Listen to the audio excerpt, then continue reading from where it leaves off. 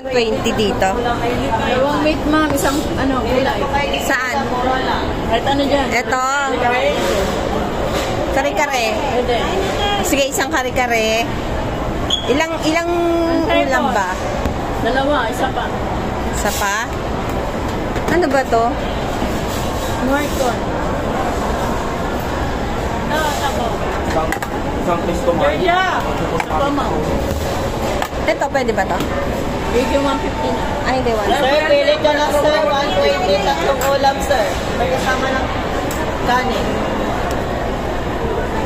Ito.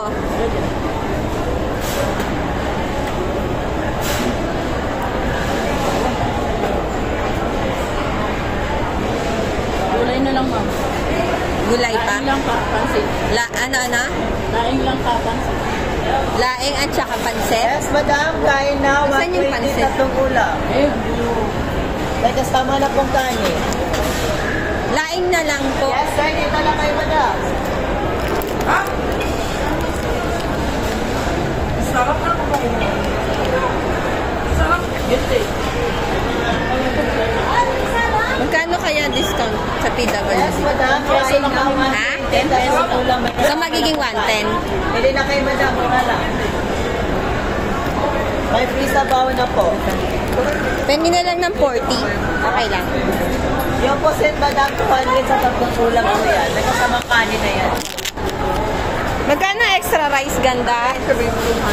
Po? Yan madam, isang pusit, isang Ha? pakit, tapos gulay pwede pansit. Yun ang 200 tatlong ulam.